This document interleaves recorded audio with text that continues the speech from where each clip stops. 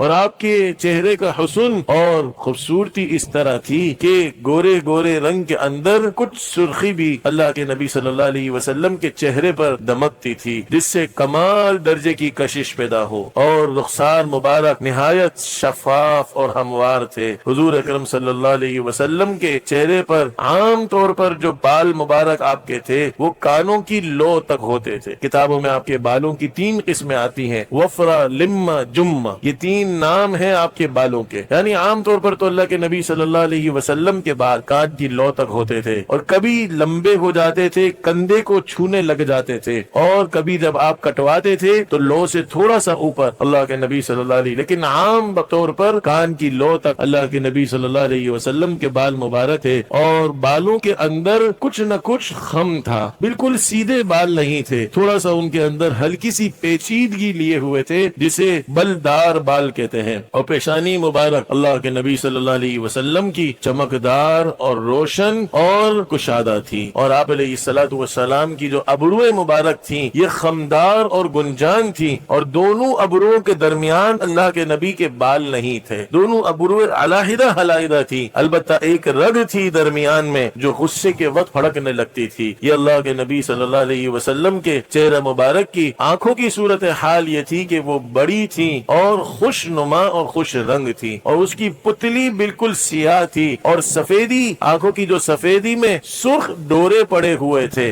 اور پلکیں اللہ کے نبی صلی اللہ علیہ وسلم کی دراز تھیں۔ آپ علیہ الصلوۃ والسلام کی ناک مبارک پر ایک چمک اور نور تھا جس کی وجہ سے ناک مبارک بلند معلوم ہوتی تھی، اور اللہ کے نبی صلی اللہ علیہ وسلم کا منہ مبارک اعتدال کے ساتھ کشادہ تھا، اور دانت مبارک باریک بھی تھے، چمکدار بھی تھے، اور سامنے کے دانتوں میں ذرا سا فاصلہ تھا جس سے اللہ کے نبی جب گفتگو فرماتے تو اس فاصلے سے نور نکلتا تھا۔ آپ علیہ الصلوۃ والسلام کی داڑھی مبارک بھی بھرپور اور گنجان تھی۔ اللہ کے نبی صلی اللہ علیہ وسلم کی گردن مبارک خوبصورت اور پتلی تھی۔ آپ علیہ الصلوۃ والسلام کی دونوں کندھوں کے درمیان مہر نبوت تھی۔ اللہ کے نبی صلی اللہ علیہ وسلم کے سینہ اور پیٹ ایک سیدھ میں تھا، اور آپ کے سینہ مبارک پر بال نہیں تھے، بالوں کی درمیان میں صرف ایک لکیر تھی جو ناف تک پہنچتی تھی، اور سینہ مبارک فراخ اور چوڑا تھا۔ آپ علیہ الصلوۃ والسلام کے ہاتھ مبارک اور آپ کے قدم مبارک پر گوشت تھے، بالکل پتلے جو ہوتے ہیں جن کے اندر گوشت نہ ہو، اللہ کے نبی صلی اللہ علیہ وسلم کے ہاتھ اور پاؤں ایسے نہیں تھے، پر گوشت تھے جو خوبصورت معلوم ہوتے تھے، اور اللہ کے نبی صلی اللہ علیہ وسلم کے تمام اعضاء نہایت مناسب تھے۔ آپ جب گفتگو فرماتے تو ایک نور سا ظاہر ہوتا جو دانتوں کے درمیان سے نکلتا تھا۔